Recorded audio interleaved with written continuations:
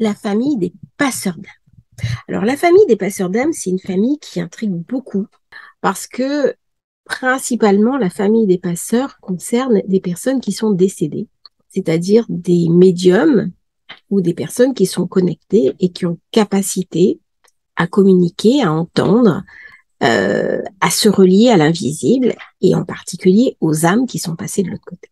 Pourtant, il y a un certain nombre de passeurs qui ne se situent pas du tout dans cette mouvance-là. Il y a différentes sortes de passeurs et il y a des passeurs qui sont complètement connectés au passage humain, c'est-à-dire des personnes qui sont connectées sur la naissance. Ainsi, des sages-femmes peuvent être passeurs d'âme. Des thérapeutes, des psychologues, des psychothérapeutes peuvent être passeurs d'âme. Le passeur d'âme, c'est celui qui va intervenir au moment des passages.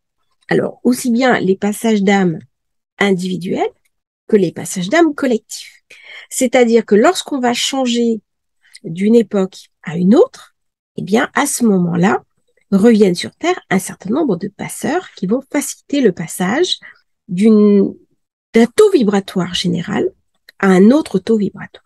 Eh bien, ça, c'est le travail des passeurs. Alors, tous les 2000 ans, il y a à peu près un recalcul au niveau de la matrice, une forme de réactualisation. Et à ce moment-là, eh bien, le groupe humain, l'âme collective humaine, va passer un cap. Elle va évoluer et elle va s'ouvrir à de nouvelles compréhensions. C'est ce qui s'est passé lorsqu'on est passé de l'ère du Bélier, qui était une ère très brutale, très dure, très violente, à l'ère du Poisson, avec l'apparition de Jésus en tant que guide et maître ascensionnel. Jésus est venu amener l'amour aux hommes et une certaine compréhension de l'amour, un certain degré de polissé. Il se trouve que l'ère du Poisson a été beaucoup plus belliqueuse que ce qu'on aurait pu imaginer, que ce qu'on aurait pu penser, et elle a eu du mal à s'extraire de l'ère du Bélier qui, elle, avait été particulièrement violente. Une ère très violente sous l'égide de Rome, de l'Empire romain, de la mise en esclavage, des exactions dans les cirques, une époque effroyable sur le plan des énergies humaines qui, malheureusement, a contaminé l'ère suivante, qui était l'ère du Poisson. Tout le passage d'une ère à une autre a été récupéré par un seul homme, qui était Jésus, qui était le Christ. Alors, en général, les passages d'âme se font accompagnés par les passeurs, par les âmes du passage, qui vont permettre un état de rentrer dans un autre état. C'est-à-dire, je suis cela et je deviens ceci. Est-ce que ça va changer fondamentalement ma structure? Tout à fait. C'est-à-dire que ce sont des âmes qui sont capables, par intériorisation, de se réformer elles-mêmes, de se modifier elles-mêmes et de s'accompagner elles-mêmes. On va dans ce cas parler d'accouchement à soi-même. Eh bien, en fait, quand on est dans un principe d'accouchement à soi-même, on va impacter la conscience globale en modifiant non seulement sa propre structure, mais par imprégnation, on va donc modifier la structure générale des êtres. Revenons maintenant aux passeurs d'âme. Les passeurs d'âme, il y a plusieurs groupes de passeurs. Il y a des sous-groupes, que ce soit les passeurs d'âme, que ce soit les prieurs, que ce soit les reprogrammateurs. Eh bien, les passeurs d'âme communiquent avec l'au-delà. Ils ont véritablement l'écoute des guides, des maîtres. Et plus on évolue en tant que famille d'âme des passeurs, et plus notre perception de l'infini, notre perception de l'absolu, notre perception du sacré va être fine et précise. Alors souvent, les passeurs n'ont pas conscience de leurs dons. C'est-à-dire que chez certains, ça vient très jeune, très vite, notamment dans l'enfance. Parfois, il y a un blocage et on redécouvre sa faculté à être passeur, soit durant un événement. Alors, ça peut être une blessure, ça peut être un EMI, mais ça peut être aussi quelqu'un qui va vous dire que vous êtes passeur d'âme ou une âme qui vient vous connecter. Alors, les passeurs d'âme, ce sont ceux qui vont communiquer avec l'au-delà. Ils vont aussi accompagner l'autre lors des grands changements de vie sur des questions essentielles de l'incarnation. C'est-à-dire que dès qu'on a des changements de vie personnels et professionnels, lorsqu'on va vivre une rupture affective, lorsqu'on a un questionnement profond, lorsqu'on a une baisse d'énergie soudaine, Lorsqu'on a des épreuves qui reviennent de manière récurrente, eh bien, il peut être utile de faire appel à un passeur d'âme. Les passeurs d'âme sont venus sur Terre pour aider les âmes à passer les différents niveaux vibratoires d'une condition terrestre à une autre. Ça peut se faire dans cette vie-là, mais ça peut se faire aussi en lien avec le départ. C'est vrai qu'on a recours des fois à des passeurs d'âme quand une âme risque d'être bloquée, quand une âme a vécu un traumatisme au moment du départ, lorsqu'elle a vécu une souffrance particulière. Et les passeurs d'âme voient constamment le lien qu'il existe entre nous-mêmes et le monde invisible, le monde du subtil, le monde non identifié. Et parfois, ils vont voir des choses que les autres ne perçoivent même pas. Ce peut être inquiétant de vivre à côté d'un passeur d'âme. Ce sont des personnes qui sont en permanence connectées et le risque, bien sûr, pour elles est de s'y perdre et d'oublier de vivre leur propre vie, leur propre incarnation, car elles ont véritablement conscience de ce qui joue au-delà du temps, au-delà de l'espace et au-delà même de notre incarnation. Ce sont donc des personnes qui ont la nostalgie de l'en haut, la nostalgie du retour à la maison, la nostalgie de ce retour avec le sacré. Elles auront tendance facilement à se réfugier dans leur sphère, dans leurs pensées, dans les mondes parallèles, dans le monde de l'imaginaire, du cognitif, de la pensée, et à minimiser l'action. Or, si nous sommes incarnés, c'est bien pour vivre ce monde de l'action. Il peut y avoir une certaine forme de nostalgie de l'au-delà, un refus d'incarnation et un refus de prendre en main son destin. Ce peut être des personnes qui vont être complètement fatalistes, en considérant que de toute façon, elles n'ont pas à faire de choix. Elles n'ont pas à décider, car l'au-delà s'en chargera bien assez pour eux. Pour utiliser au mieux les dons de passeurs, elles doivent donc s'ancrer, s'enraciner, accepter l'idée du libre arbitre, accepter le pouvoir qu'elles ont sur leur propre incarnation. Être un passeur d'âme est un don conséquent pour aider les autres, pour aider ceux qui restent, pour les accompagner face à la peine, face à la mort, et pour permettre le passage d'une personne qui arrive en fin de vie, pour accueillir la finitude et accepter, simplement accepter l'idée du passage. On retrouve là aussi un certain nombre de personnes qui sont des soigneurs, qui font de l'accompagnement aux mourants, notamment dans les soins palliatifs. Elisabeth Kubler-Ross a beaucoup parlé du deuil, de l'accompagnement aux mourants, de comment vivre le deuil. Eh bien, les personnes qui vivent cet état de passeur sont à même d'accompagner les familles qui sont endeuillées pour les aider à mieux intégrer leur deuil. Un passage est tout à fait possible lorsque une personne s'est suicidée. Elle laisse souvent derrière elle beaucoup de peine, beaucoup de questions, beaucoup de regrets et de culpabilité. Dans ce cas, un passage d'âme va permettre véritablement d'apaiser non seulement les morts, mais aussi les vivants qui sont restés derrière soi. Les passeurs d'âme ont généralement une très grande disponibilité. Ce sont des personnes très à l'écoute des autres, très empathiques, généreuses, connectées avec leur émotivité, hypersensibles et empathes. Elles vont souvent ressentir à l'intérieur d'elles-mêmes les souffrances des autres et auront toujours l'envie d'y répondre favorablement. Attention toutefois, lorsqu'on est passeur, à ne pas se perdre dans un rôle de sauveteur. C'est un risque de la mission des passeurs d'âme. Alors, comment reconnaître sa propre appartenance à la famille des passeurs d'âme? Eh bien, les passeurs d'âme se sentent naturellement connectés aux choses. Ils ont la mémoire des lieux, ils ont la mémoire des époques. Il leur suffit de poser la main sur un bâtiment ancien pour avoir des images, pour avoir une présence, pour avoir une compréhension. Ce sont des personnes qui peuvent être enseignées, qui canalisent directement du haut des informations directement applicables dans l'en bas. Le monde de la pensée des passeurs d'âme est diffus, il est universel. Ce sont des personnes qui sont complètement connectées sur le tout, naturellement. Elles perçoivent des choses que les autres ne perçoivent pas, que les autres ne voient pas.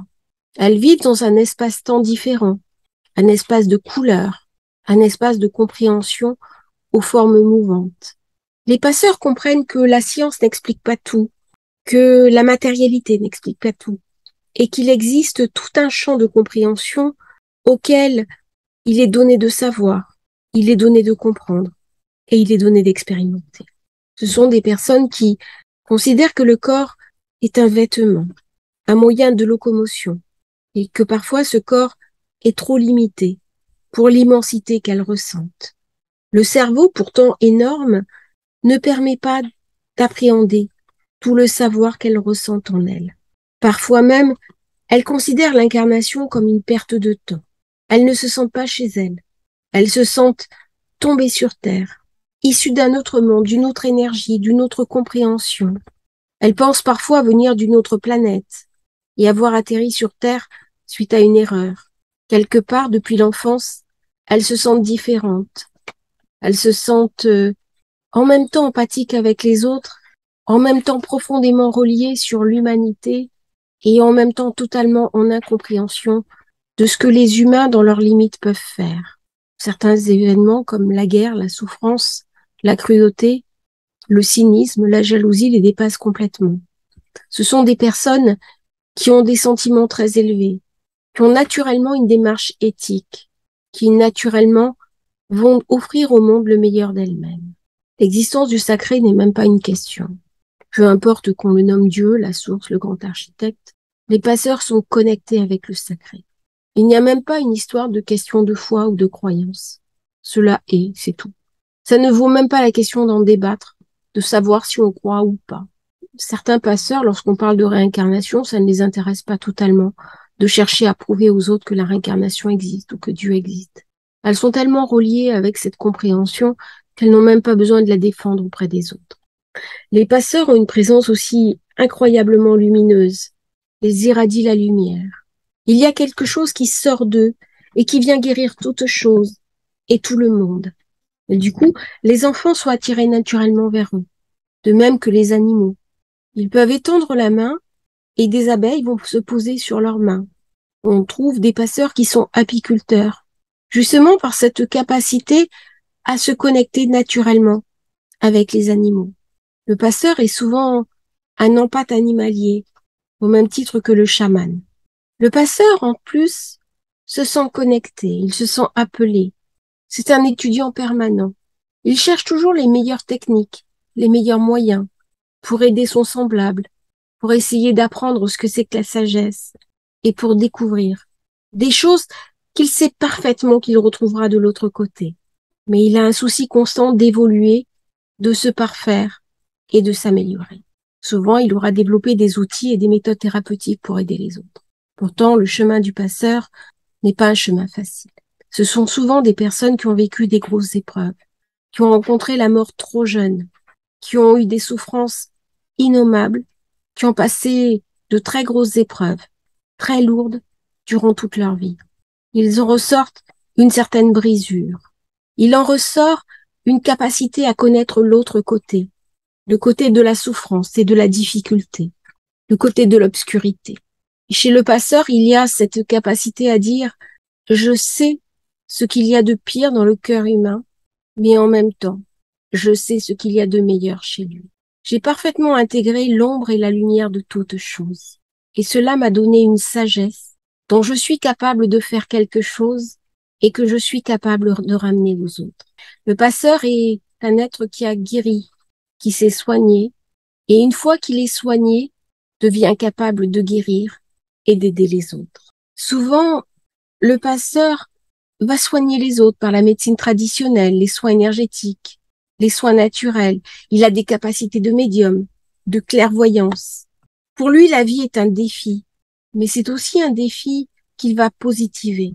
Au départ, le passeur peut être très sombre, très négatif, très noir.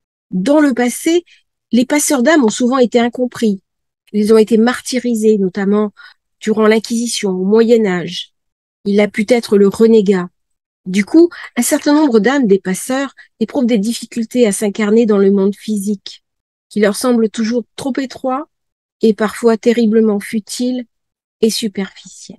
Souvent, certains vont les considérer comme des fous, des illuminés, des mystiques. Ils vont être montrés du doigt et souvent le passeur va taire ce qu'il est et ses qualités intrinsèques pour mieux s'adapter au groupe. Parfois même, le passeur va rejeter ses qualités. Il va rejeter sa sensorialité pour être accepté, pour être admis. Mais quelque chose en lui parle. Une capacité à supporter les épreuves, à passer les épreuves, à gagner les épreuves. Il a une grande force d'endurance, une positivité à toute épreuve, une grande capacité à la résilience, une capacité d'empathie hors norme, une vivacité mentale, une capacité à soulager les dépressifs, des dons de guérison, une capacité d'enseignement, de transmission de savoir, une communication avec les âmes et une vision hyper lucide de la réalité. Un passeur ne ment pas. Il va voir ce que vous ne voyez pas. Il connaîtra l'avenir, non pas par clairvoyance, mais simplement parce qu'il sait. Cette capacité à savoir lui demande beaucoup d'humilité. Comment vais-je faire pour dire les choses et en même temps ne pas tirer d'orgueil? L'orgueil n'est pas quelque chose que le passeur a tellement. Il a été confronté à la souffrance. Du coup, cela l'a rendu humble. Lorsque le passeur aide des âmes, accompagne des âmes, eh bien, il va les passer d'une dimension terrestre, où l'âme est enfermée dans la souffrance, à une dimension spirituelle plus élevée. C'est une vibration qui correspond à la vibration profonde de l'âme. Certaines âmes, malheureusement, ne souhaitent pas quitter l'incarnation terrestre. Ou alors, elles n'ont pas vu qu'elles partaient. Elles n'ont pas accepté l'idée du départ. Parce que le départ a été soudain, a été brusque.